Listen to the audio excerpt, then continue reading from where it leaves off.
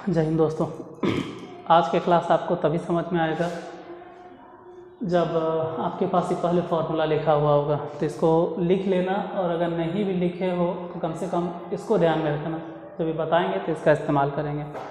और एक बात हम क्लियर कर दें क्लास को आगे बताने से पहले, क्लास को आगे बढ़ाने से पहले, कि किसी से ना वाला प्रॉब्लम अभी रोके हुए हैं। रोके हुए नहीं, इसका ही मतलब है कि वो नहीं बताएंगे, हम बताएंगे, लेकिन पहले थ्योरी बताएं, मतलब थ्योरम प्रूफ किए, फिर थोड़ा सा एग्जांपल बताएं। तो अभी तो हम ये फार्मूला प्रूफ किए हैं, आज इस पर आधारित कुछ प्रॉब्लम बताएंगे। उसके बाद अगर लगेगा कि हाँ भाई हम उतना भर आपको समझा दिए हैं, तो जो बुक रेगुलर चल रहा था वो किताब हम कंटिन्यू कर देंगे कैसे से ना, उसको हम बता देंगे, उसका प्रॉब्लम बता देंगे। लेकिन डायरेक्ट उसका प्रॉब्लम अगर बताएंगे तो भी शायद हम नहीं आपको समझा पाएंगे। आप हो सकता है कि पढ़े लिखे इंसान हो, बहुत समझदार हो, लेकिन हम नहीं समझा पाएंगे। मेरे समझाने का तरीका है कि पूरा के पूरा एकदम जो कहते हैं ना, बेस एकदम तैयार कर दो। एक तरह से मतलब एक टाइप के क्वेश्चन उसको 10-20 को बता दीजिए, 1 2 3 4 5 कहीं कहीं समझ जाएगा अगर स्टार्टिंग से लेके चलते हैं तो इसलिए हम पूरा एकदम स्टार्टिंग से लेके चल रहे हैं। पहले थ्योरम प्रूफ किए, फिर कुछ एग्जांपल्स बताएंगे, उसके बाद किताब स्टार्ट करेंगे। तो कोई भी विद्यार्थी इस बात से परेशान नहीं होगा कि हम वो किताब वाला प्रॉब्लम नहीं बताएंगे या उस किताब को हम पढ़े भी नहीं करेंगे, पढ़ाएंगे, लेकिन पहले एक समझ तो दिमाग में बिल्डअप हो जाए। जो कहते हैं ना कि एक समझदारी आ जाएगा तो आप खुद से समझने लगोगे।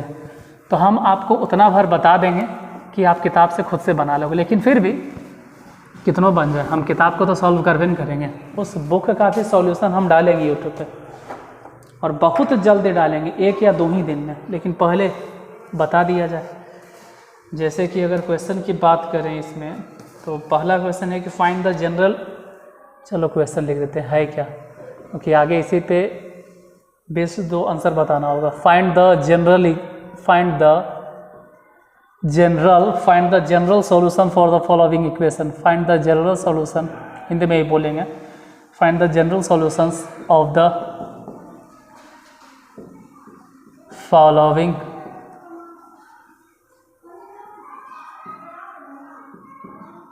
इक्वेशंस।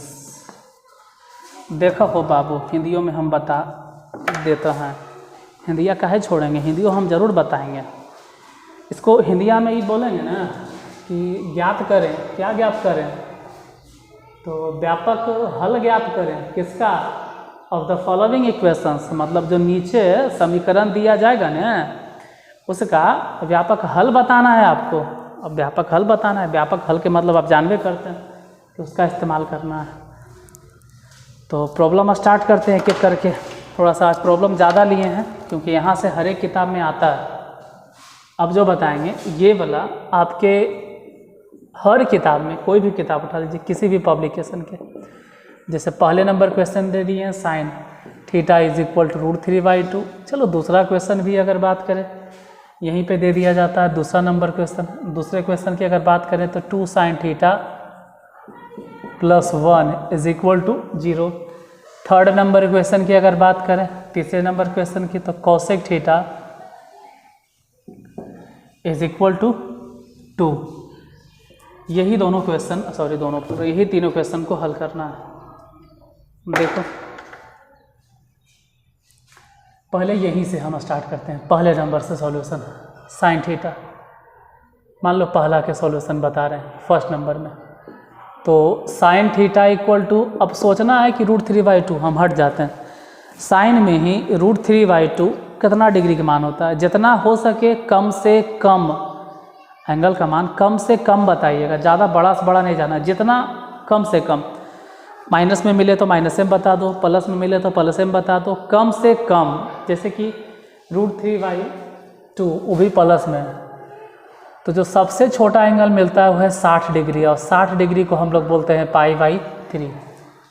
हो गया, तो थीटा है। यहाँ पर अगर इस क्वेश्चन में बात की जाए यहाँ पर, तो अल्फ़ा के जगह पे जो इस्तेमाल होगा वो होगा π/3। इस क्वेश्चन में जो अल्फ़ा है वो अल्फ़ा नहीं है, मतलब अल्फ़ा की जगह पे π/3 का इस्तेमाल करेंगे। तो जनरल सॉल्यूशन क्या है, फॉर्मूले का इस्तेमाल कीजिए। जनरल सॉल्यूशन देखिए, साइन के लिए जनरल सॉल्यूशन क्या है, एम पाई प्लस, तो चलो एम लिखो एन लिखो कोई फ़र्क नहीं पड़ता, आप चाहे तो एन लिख दीजिए एन पाई, चाहे एम लिखो एन पाई, और plus -1 to the power n, और गुने में क्या है अल्फ़ा। लेकिन अल्फ़ा नहीं लिखना, इस जगह पे अल्फ़ा नहीं बैठाकर π/3 बैठाएंगे, बस यही आंसर, मतलब हम बॉक्स में घेर दे रहे हैं कि आंसर क्या है, ये वाला, इतना आंसर। इससे सेकेंड क्वेश्चन की बात करेंगे, दूसरा नंबर हल करके बताइए आंसर सेकेंड क्वेश्चन, उसको भी देखते हैं। मान लो कि 2 sin theta is equal to लिखा जा सकता है -1, फिर sin theta is equal to बोल सकते हैं -1/2। अब यहाँ से समस्या हो गया कि 1/2 अगर रहता तो 30 डिग्री बोलते हैं, या माइनस में 1/2 है, ये क्या होगा, तो छोटा से छोटा एंगल बताना है, चाहे वो प्लस में हो या माइनस में हो, कोई फ़र्क नहीं पड़ता है।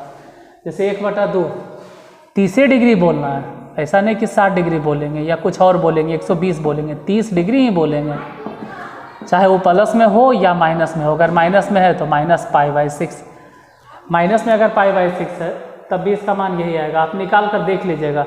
अब रहा बात कि हम तो माने नहीं निकाल पाते हैं सर, तब तो कोई शब्द ही नहीं बोलने के लिए, अगर आप मान ही नहीं निकाल पाते हो तो इसका मान अगर आप नहीं निकाल पाते तब तो जो कहते हैं ना कि मेरे पास शब्द ही नहीं है कि हम कुछ बोले आगे। यहाँ साइन और यहाँ -π/6, तो इस क्वेश्चन में अल्फा की जगह पे इस्तेमाल होगा -π/6, इसके लिए इस क्वेश्चन के लिए ही चलेगा। बाकी जनरल सॉल्यूशन की अगर बात करें थीटा इक्वल टू क्या होगा, तो फॉर्मूला होता है एन पाई, तो एन पाई लिखेंगे और plus -1 to the power n, और गुने में क्या लिखना है अल्फ़ा, वही होता है, लेकिन यहाँ अल्फ़ा चलिए रहा है माइनस में π/6, तो माइनस में π/6। बाद में एक लाइन अगर और हल करना चाहो तो एन पाई या plus -1 to the power n, और ये जो माइनस है यहाँ से अलग करो और लिखो -1, और गुने में π/6। बाद में और थोड़ा सा सॉल्व करेंगे तो एन पाई हो जाएगा प्लस, यहाँ भी माइनस और यहाँ भी माइनस, यहाँ पावर एन है और इस पर पावर 1 है, तो यहाँ माइनस यहाँ भी माइनस, दोनों माइनस से 1 है, तो -1 to the power n +1 into π/6, that's the right answer, यही होगा। थर्ड नंबर अगर क्वेश्चन की बात करें तो कॉसेक थीटा इक्वल टू 2 है, तो यहाँ तो कुछ करने नहीं, अगर कॉसेक थीटा इक्वल टू 2 है डायरेक्ट सोचना है कि कॉसेक थीटा इक्वल टू 2 है, तो कॉसेक, और कॉसेक में ही 2 कई डिग्री का मान होता है, जैसे साइन 30 डिग्री के मान होता है 1/2, साइन 30 डिग्री 1/2, तो कॉसेक 30 डिग्री 1/2 नहीं होगा, कॉसेक 30 डिग्री डायरेक्ट 2 होगा, कॉसेक 30 डिग्री, बगल वाला बच्चा इतना शोर करता है नहीं यार, कॉसेक 30 डिग्री, तो यहाँ लिख सकते हैं कि कॉसेक 30 डिग्री, कॉसेक 30 डिग्री कितना हो जाएगा π/6। अब थीटा यहाँ जनरल सॉल्यूशन बताई तो थीटा इक्वल टू लिखल है, वहाँ से देख सकते हैं, जो साइन के लिए है वही कॉसेक के लिए, मतलब एन पाई और प्लस में -1 टू दी पावर एन और गुने में π/6, क्योंकि लिखना तो अल्फ़ा है और अल्फ़ा यही चल रहा है, तो डायरेक्ट आंसर ये वाला, इसमें आंसर हो गया ये वाला, और यहाँ पे आंसर हो गया ये वाला। ये तीनों देखो, तीनों लगभग एक ही जैसन था, तीनों क्या जितना बताएंगे सब एक ही जैसन है, सब प्रॉब्लम आज एक ही जैसन है। अगला नंबर, इसमें तीनों साइन ही था, वो देखने में लगा कि कॉसेक है, लेकिन जो साइन है वही कॉसेक है, मतलब जो साइन का जनरल सॉल्यूशन है वही कॉसेक का भी जनरल सॉल्यूशन था। अगला नंबर, साइन और कॉसेक के अलावा थोड़ा सा चेंज करें, साइन और कॉसेक के पॉइंट जाते हैं, मतलब क्या कहते हैं उसको, कि इसके अलावे cos theta is equal to 2, पहला नंबर, और दूसरे नंबर क्वेश्चन की बात करें तो cos 3 theta is equal to -1/2, और थर्ड नंबर क्वेश्चन की अगर बात की जाए तो √3 है और इंटू सेक है और फिर 2 थीटा है इज इक्वल टू 2, यहाँ से बताना। देखो जो कॉस का जनरल सॉल्यूशन होता है ना वही सेक का जनरल सॉल्यूशन होगा, यानी कि कॉस का जनरल सॉल्यूशन और सेक का जनरल सॉल्यूशन, दोनों का जनरल सॉल्यूशन एक ही है, यहाँ पे लिखल है। अगर आप कॉस के बारे में जानते हैं तो सेक के बारे में भी बता दीजिएगा, कोई परेशानी नहीं है। फिलहाल कॉस थीटा इक्वल टू 1/2 है, तो इसको आप ऐसे लिख सकते हैं कि कॉस थीटा, और हो सके तो कॉस कई डिग्री के मान होता है आप रेडियन में बताइए। जैसे 1/2 कितना रेडियन के मान होगा, कॉस कई डिग्री के, कॉस 30 तो नहीं, क्योंकि कॉस 30 डिग्री के अगर मान कोई पूछे तो कॉस 30 डिग्री √3/2, तो 1/2 साइन 30 मान होता है। साइन 30 नहीं बताना है, साइन में नहीं कॉस में बताना है, तो कॉस कई डिग्री का मान होगा, कॉस 60, और कॉस 60 डिग्री को हम लोग लिख सकते हैं π/3, यानी यहाँ अगर पूछे कि अल्फा बराबर क्या चल रहा है तो अल्फा इक्वल टू π/3। अगर जनरल सॉल्यूशन की बात करें कि इसका जनरल सॉल्यूशन बताइए, तो ढूंढते हैं कि कॉस के टर्म में जनरल सॉल्यूशन क्या होगा, तो थीटा इज इक्वल टू, यहाँ से आप लिख सकते हैं 2m π, तो 2m π नहीं लिखना है, 2n, m लिखो या n लिखो कोई फर्क नहीं पड़ता है, 2n पाई, और उसके आगे प्लस माइनस लिखना है, तो लिख दो प्लस माइनस, और अल्फा की जगह पे कितना बैठाना है, π/3, तो π/3 हो गया, और यही आपका आंसर हो गया कि 2n π प्लस माइनस में π/3, दैट्स राइट। अगला नंबर क्वेश्चन अगर देखें, 1 मिनट यही था, ठीक है ना, होगा क्वेश्चन कुछ उल्टा पुल्टा नहीं लिखा गया, देख लेते हैं। 2n π प्लस माइनस π/3, ठीक है। दूसरे नंबर अगर क्वेश्चन की बात करें इसका तो यही होगा, यहाँ पे है cos 3 थीटा बता, ठीक है, आप cos और 3 थीटा है तो cos 3 थीटा ही लिखो। अब -1/2 अगर बात करें तो -1/2, देखो अभी 1/2 के लिए अगर पूछे कि 1/2 cos में बताइए तो 60 डिग्री के मान होता है, cos 60 डिग्री के मान प्लस में 1/2। अब जरा सोचो कि cos प्लस कहाँ कहाँ होता है, एक तो फर्स्ट क्वाड्रेंट में और एक फोर्थ क्वाड्रेंट में। फर्स्ट क्वाड्रेंट की अगर बात करें तो फर्स्ट क्वाड्रेंट आपको मिलेगा, यहाँ पे सोचो, फर्स्ट क्वाड्रेंट मिलेगा 0 डिग्री से 90 डिग्री के बीच में, तो अगर एंगल 0 डिग्री से 90 डिग्री के बीच में, अगर कोण 0 डिग्री और 90 डिग्री के बीच में है तो cos का मान प्लस होगा, और अगर कोण 270 डिग्री और 360 डिग्री के बीच में है ना, तब भी प्लस होगा, क्योंकि फर्स्ट में तो खैर सब है पॉजिटिव, तो यहाँ तो पॉजिटिव होगा, और यहाँ पर cos पॉजिटिव, तो फर्स्ट क्वाड्रेंट और फोर्थ क्वाड्रेंट में तो प्लस ही होना है। यानी कि अगर माइनस में आप सोच रहे हैं तो 0 से लेकर 90 डिग्री आप भूल जाइए। दूसरा बात है कि 270 से लेकर 360 डिग्री ये भी आप भूल जाइए, यहाँ भी नहीं होगा, ना तो यही होगा और ना ही यही होगा, ये दोनों तो खैर गया काम से, ये भी बेकार ये भी बेकार।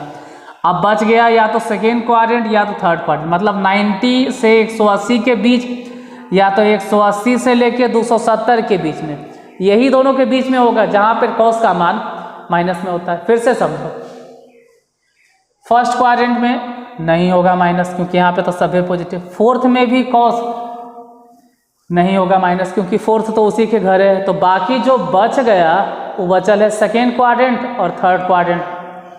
तो अब सेकेंड क्वाड्रेंट में हम ढूंढे या थर्ड क्वाड्रेंट, तो हम बोले हैं ना कि छोटा से छोटा एंगल, छोटा से छोटा एंगल जो इसको सूट करता हो, जो इसके लिए सूटेबल हो, जो इसके लिए सूटेबल हो, वही वाला हम अल्फा उठाएंगे या एंगल उठाएंगे। तो जाहिर सी बात है कि पहले तो 90 से 180 के बीच में मिल रहा था, इसी को उठाइए, यहीं से लेके चलिए। कितना डिग्री लेके चले सर, तो आप कह सकते हैं कि cos और 150 डिग्री, नहीं 150 नहीं, 120 डिग्री लिख दो, 120, cos 120 इसी के बीच में चाहिए यार। cos 120 सोचो ना, cos 120 को आप अगर निकालोगे तो cos 90 प्लस चेंज करेंगे ना, cos 90 प्लस में 30, cos 90 बदला जाता है किस में, sin 30 में, और sin 30 की वैल्यू कितना होता है 1/2, लेकिन किस में, माइनस में। तो 1/2 को आप लिख सकते थे डायरेक्ट cos 120 डिग्री, 120 को 120 लिखो, या बोलो 2 गुने π/3। अब ठीक है, दोनों तरफ एक जैसा नज़र आ रहा है, यानी अल्फ़ा के जगह पे अब इस्तेमाल करेंगे 2π/3। जनरल सॉल्यूशन की अगर बात करें तो थीटा बराबर यही फॉर्मूला चलेगा, 2n π प्लस माइनस में अल्फ़ा मैंने 2π/3। 1 मिनट यहाँ तो खैर थीटा डायरेक्ट था तो आप थीटा लिख दिए, कोई ऑब्जेक्शन हमको नहीं हुआ, लेकिन यहाँ प्रॉब्लम है, यहाँ तो 3 थीटा है तो यहाँ आपको लिखना पड़ेगा 3 थीटा। तो सिर्फ थीटा इक्वल टू क्या हो जाएगा 2n पाई बटा में 3 प्लस माइनस 2 पाई बटा में 9 बटा 9, 3 तो ये था बटा में 9 लिखा है। ठीक है, थोड़ा सा ज़्यादा खिंचा गया तो कोई इसको अदरवाइज नहीं लेगा कि कोची लिखा गया। वहाँ आते सेक में, सेक थीटा। अब सेक 2 थीटा ही लिखिए, सेक 2 थीटा इज इक्वल टू 2 बटा √3। अब सेक में ही सोचना है कि कई डिग्री का मान होता है, 2 बटा √3। तो √3/2 अगर बात करें तो cos 30 डिग्री, इसका मतलब है कि ये भी 30 डिग्री होगा, उल्टा है तो √3/2 ने तो ये 30 डिग्री होगा, यानी कि आप 2 theta sec 2 theta is equal to कह सकते हैं कि सेक 30 डिग्री, या 30 को लिखा जाता है π/6। अब अल्फा इक्वल टू आप इस्तेमाल करोगे π/6। जनरल सॉल्यूशन की अगर बात करें तो यहाँ पर और अभी जो लिखेंगे वो भी वही होगा। जनरल सॉल्यूशन क्या होगा 2n पाई, तो लिखेंगे 2n पाई प्लस माइनस में जो भी आया π/6, लेकिन गड़बड़ हो गया। गड़बड़ क्या, यहाँ तो आप 2 थीटा लिखे तो 2 थीटा लिखोगे ना, तो सिर्फ थीटा बराबर क्या हो जाएगा 2n पाई बटा 2 प्लस माइनस पाई बटा ये 6 है ना, 2 गया बटा में तो 12 हो जाएगा। काटना चाहो तो काट दो, तो पाई बराबर हो गया n पाई या प्लस माइनस में पाई बटा 12। तो साइन वाला देख लिए, कॉस वाला भी देख लिए, थोड़ा सा टेन वाला उसके ऊपर बात कर लेते हैं कुछ क्वेश्चन। ठीक है, कुछ मिली जुली क्वेश्चन भी रहेगा, उसके ऊपर भी बात कर लेंगे हम।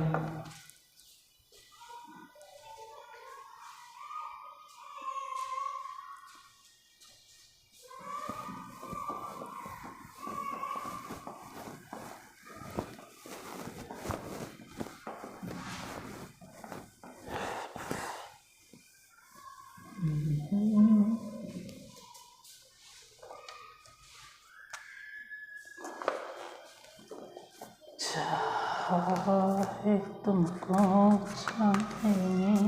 हरदम टेन वाला देखिए, tan theta is equal to 1/√3।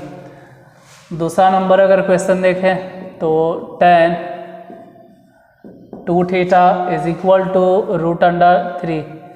Question number third tan 3 theta is equal to -1। ये तीनों क्वेश्चन।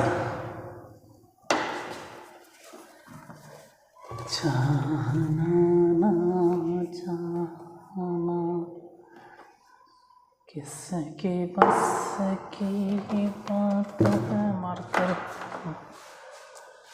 चलो एक एक करके सॉल्व करते हैं, पहला दूसरा और तीसरा tan के टर्म में। फिलहाल यहाँ पे tan theta is equal to, tan में ही सोचना है कि कई डिग्री का मान होता है, 30 डिग्री, या 30 डिग्री को हम लोग π/6 लिखते हैं। तो इस क्वेश्चन के लिए अल्फा बराबर π/6। ठीक है, जनरल सॉल्यूशन की अगर बात करो तो tan का जनरल सॉल्यूशन ढूंढना पड़ेगा। tan और cot का जनरल सॉल्यूशन यही होता है n पाई प्लस अल्फा। तो लिखते हैं n पाई और प्लस अल्फा, अल्फा मैंने π/6। यहाँ क्यों थीटा लिखें, क्योंकि ऑलरेडी थीटा था, तो यही आंसर हो गया। दूसरे नंबर क्वेश्चन की बात करें तो tan 2 थीटा, और इसको tan में ही बताना है कि √3 tan कई डिग्री के मान होता है, tan कितना डिग्री का मान होता है। रेडियन में बाद में बदलेंगे, पहले tan ये तो बताना है कि tan कितना के बाद 60 डिग्री, और 60 डिग्री को π/3 लिखते हैं। तो 2 थीटा इक्वल टू, पहले अल्फा इक्वल टू लिख लो कि अल्फा बराबर π/3। अब अगर आप जनरल सॉल्यूशन ढूंढना चाहते हैं तो 2 थीटा इक्वल टू, यहाँ लिखल है n पाई, तो n पाई बैठा दो, और प्लस में जो भी अल्फा है π/3। बाद में चाहो तो थीटा इक्वल टू आप लिख सकते हैं कि n π/2 प्लस में π/6, यही इसका आंसर हो जाएगा। उस क्वेश्चन की बात करें तो यहाँ पर थोड़ा संभल के लिखना है। tan 3 थीटा अगर सिर्फ 1 होता तो कहते tan 45 डिग्री, सिर्फ 1 होता तब कहते tan 45, लेकिन यहाँ सिर्फ 1 नहीं, यहाँ -1 है। अब -1 है तो हम क्या करें, तो छोटा से छोटा एंगल बताना है tan में जिसके लिए -1 होता है वैल्यू। तो 1 होता है तो tan 45, यहाँ -1 है तो tan 45 ही लिखो, क्या फ़र्क पड़ता है, लेकिन माइनस में लिख दो। माइनस में लिखने से फ़ायदा ही होगा कि माइनस वाला जो भी आप एंगल उठाते हो फोर्थ क्वाड्रेंट में होता है। अब फोर्थ क्वाड्रेंट कॉस का घर है ना कि tan का घर है, तो tan का जो भी मान निकलेगा वो ऑटोमेटिक माइनस में हो जाएगा। अब हम कहेंगे कि इस जगह पे अल्फ़ा बराबर हम इस्तेमाल कर रहे हैं माइनस में π/4, तो ठीक है 3 थीटा, क्योंकि जनरल सोल्यूशन लिखना है। कहेंगे यहाँ तो थीटा, वो थीटा इसलिए है क्योंकि इस जगह पर थीटा और थीटा है। यहाँ तो 3 थीटा चलेगा क्योंकि 3 थीटा, तो 3 थीटा का फॉर्मूला क्या हो गया, n π। देखो इतना लिख रहे हैं तो उम्मीद है कि आपको याद हो गया होगा, और अगर बाय द वे नहीं याद होता है तो फिर आप अपने से बनाइए, किसी और किताब से बनाइए, बनाते बनाते आपको याद होगा। ऐसे बैठ कर इसको रट्टा मारोगे तो जरी मुश्किल है थोड़ा सा रट पाना, रटने में थोड़ा ज़्यादा परेशानी होगा। सब में आप गौर से देखो n π सबे में प्लस अल्फ़ा सबे में है, सब में गौर से देखिएगा तो सब में n π है, सब में n π है, सब में n π है, प्लस अल्फ़ा सब में है। लेकिन tan में सिर्फ प्लस है और कॉस और सेक में प्लस माइनस है, जबकि साइन में चल जाओ तो -1 टू द पावर m है। और क्या है कॉस और सेक में कि आगे 2 गुना है। तो ये सब चीज़ें थोड़ा सा स्पेशल है, तो स्पेशल रट्टा हमारे से नहीं याद होता है। आप प्रॉब्लम बनाइए, एक्सरसाइज बनाइए, जितना ज़्यादा हो सके क्वेश्चन को सॉल्व करो तब याद होगा। फिलहाल n π अब प्लस में, तो प्लस तो चलिए ना, यहाँ तो माइनस है तो क्या फ़र्क पड़ता है, आप डायरेक्टली लिखो ना भाई, बाकी माइनस में π/4। बाद में अगर सिर्फ थीटा पूछे तो थीटा बराबर हो जाएगा n π/3 और माइनस में π/12, और यही इसका हो जाएगा जनरल सॉल्यूशन। तो 3 6 और 3 9, 2-3 क्वेश्चन और थोड़ा सा मिक्स्ड करके दे देते हैं। मिक्स्ड क्या मतलब, यही रहेगा, मिक्स्ड की एकदम उटपटांग दे देंगे हम, मतलब अब कुछ ऐसा रहेगा जिसमें साइन कॉस टैन तीनों एक साथ दे रहे हैं।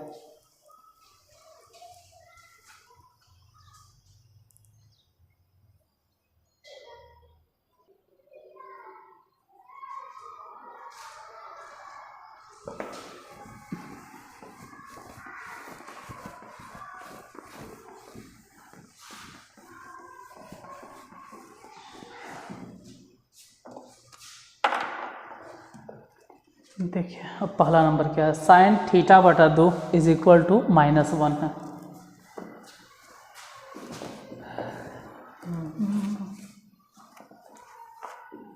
Sign θ/2 is equal to -1। दूसरा नंबर question, cos 3θ/2 is equal to 1/2 है। और तीसरे नंबर क्वेश्चन की अगर बात करें, क्वेश्चन नंबर 3, तो tan 2θ/3 इज इक्वल टू √3। इस बार साइन कोस टैन तीनों मिलाकर एक साथ दिए।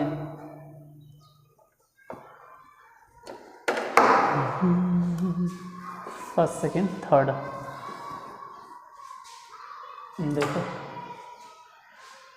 यहाँ फिलहाल साइन θ/2 है, तो साइन θ/2 -1 सोचना है। अगर 1 होता तो 90 डिग्री, लेकिन ये माइनस में है तो माइनस में 90 डिग्री हो गया।